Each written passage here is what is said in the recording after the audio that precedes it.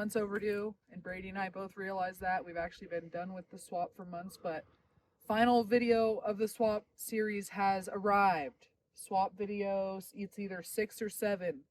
Swap video, if you don't know what I'm talking about, on our page we have a whole listing of them, and they're all on there. It was all about the swap progress of this, our Suzanne 1990 Toyota pickup SR5 extended cab. Had the 3.0 V6 and a manual transmission out of the factory. It now has a 3.4 liter V6 out of a first gen Tacoma or a third gen 4Runner, which was our swap vehicle, as you probably saw in the video, or the build series, sorry, that we used, a 99 4Runner that I bought as a complete unit. But it's done, it drives, obviously. Brady and I are out here. We're still definitely in the stages of like road testing, working out kinks, but we're out here driving it. It's running. We're stoked. Hell freaking yeah. So a couple of things about the swap that we finished up. Obviously we put it in. I did do an aftermarket aluminum radiator, and I am not running a clutch fan anymore. I am running a lightweight crank pulley from LCP Performance, and then an electric fan that I wired to a switch, so I have control of when it's on or off. So far we've put about 150 miles on the swap total since it's been done, and so far I haven't had any heating issues, so it seems like it's going to do the trick for us, which is great. We did this cold air intake here. As you can see, pretty normal. We still are going to add a bracket onto this just because we are doing a lot of dirt road driving, and I want to make sure it's sturdy here. And then this is that electronic tray that Trady this is the electronic tray that Brady Hi, my built. name's Trady. Yep, my name's Trady, and I build electronic trays for my wife when she requests them. But yeah, so I asked Brady to make this. I had this vision.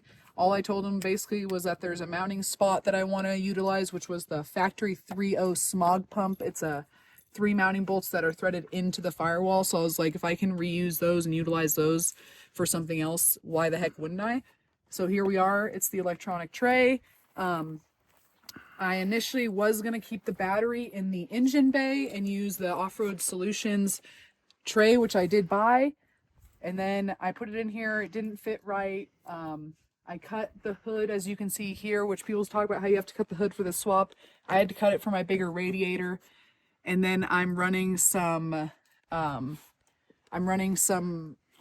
hood spacers, and that is alleviating my issue. I don't have to trim my hood anymore, and I love it that way. But yeah, the battery, so originally was going to be here. You relocate it to this side. It wasn't working for me. The clearance wasn't there. I wasn't happy with it. So instead, I got these big old battery bus bars in here, and I ran this. So if we ever need to jump it, this is just in the engine bay still. But these are ran all the way back to the bed, which we'll walk back there. And now my battery is right here in this battery box. This is also not the permanent battery box. It will be a different battery box, but this was just like, get the swap on the road, make sure the battery right there works kind of thing before I build the full metal box that we actually want. But here she is. That's the biggest thing that changed. I'm still running the same 5-speed manual transmission. I'm still running the same transfer case. Suspension's all the same.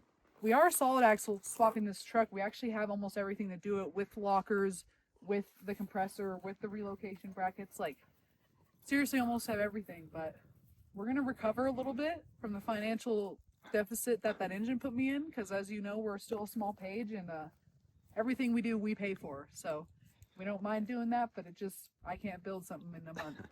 I don't have the money for that. So here we are, but we love it how it is, and we're just stoked that she's back. Oh, there's one thing that's new, I guess, in here. One thing. Oh god. We got a switch panel. And yeah, Pickle Rick. So my interior is pretty minty, and I wanted to keep it pretty much how it was. We're gonna change the stereo, I think, eventually too. But yeah, she's a runner, baby. We're stoked. Heck yeah.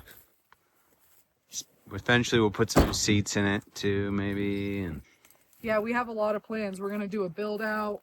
We're gonna add more to this rack. We're gonna put we had lights right here, but they were really crappy ones I just got for free. We're gonna put lights back here again because they are sick when you're either setting up camp or when you're backing up. They were pretty awesome, so we're definitely gonna put those back. Yeah, but it's on a 4-inch rough country lift, and if you're keeping your truck IFS and stuff, this isn't a bad lift. It's soft, which is nice for flexing and stuff. My truck has a lot of articulation, but for what Brady and I want, for the reliability I want, for my goal for this truck, that IFS is yeeting. Very, like, not for us at all. Very weak, very annoying and vacuum actuated and clunky. And it's just not built right for us. So, yeah. But here she is. She's done. We did all of that ourselves. I did the most of it, but Brady absolutely helped me with a lot of parts of it when I needed help, and whenever I would let him help me. Yeah, that's more like it. Well, and to my side of this, you know, like when you're rebuilding an engine, for example, especially like a small one like this, like there's not really room for 2 people for a lot of the things I'm also doing. Yeah, no, for sure. But Yeah. either Yeah. way, you guys saw us rebuilding it. I know I didn't get every single thing on there, but basically we took this engine out of the 4Runner. I tore it all the way down to basically the only thing I didn't do was take the pistons and the crank out, but I got all the way down to that point. I redid all the gaskets going back up. I inspected all that stuff when I was down to that level. I had the engine on a stand. I flipped it upside down. Everything looked awesome, so I didn't take it apart that far. I only took it all the way down to the head gaskets because I was like, I'm just going to do head gaskets and head studs because I'm here, it's on a stand, it's easy. So we did head gaskets, head studs, timing belt job, which includes like the pump, the new pulleys, the belt, new radiator, new hoses all the way around, new electronic connectors where they needed to be. I also took this entire harness, which is on the build series, but it's one of the longer videos, so I think it's one of the least watched videos. I took the whole loom apart. What I mean by that is like I took all the electrical tape off, all of the extra like plastic, and redid all of it, made sure everything was good, like inspected my whole harness, put it all back together with new clamps and everything, so the harness is like refreshed, I would say. Finished up the swap, and actually we ran into a fueling issue. When the swap was done, my truck was running like crap and had a check engine light. I couldn't figure it out. I actually brought it to a shop here in Sparks called Nate's Precision Off-Road, and because they're amazing, and they found. So I bought some, and just buyer beware going forward. I won't call out websites or anything, but I bought some factory remand injectors for this swap when I did it. To me, when I was looking at them, I was like, these look like they could be knockoffs, but they could be OE. So I just assumed that they were OE, like the site claimed.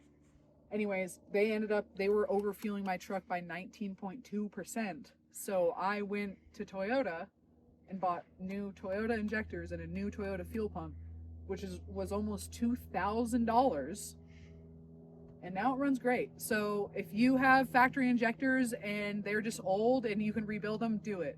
Don't buy factory reman injectors unless you 100% trust that website, because I got burned and it ended up costing me like an extra few thousand all said and done, and that kind of sucked. But it's over now and it's all good. So basically everything's new on the top end.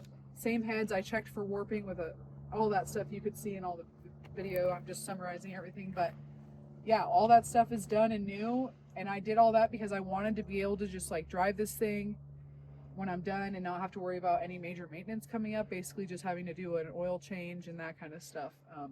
I'm going to do an oil change and a full coolant flush in 500 miles because, like I said, this engine's basically rebuilt, and all that stuff just probably got kind of dirty because it ran through an old engine and stuff. So I just want to make sure. Yeah, I think that about covers everything. If you have like specific things you want to see in the swap and stuff, do go follow the series on our page. I did cover stuff in more depth. This is just the summary video saying, hey, look, y'all, we made it. It happened. She out here. I'm like over the moon because it's just such a fucking crazy feeling to be like, we did it. We did it. We built it. This thing's awesome. And we can't wait to share more adventures with you guys in it.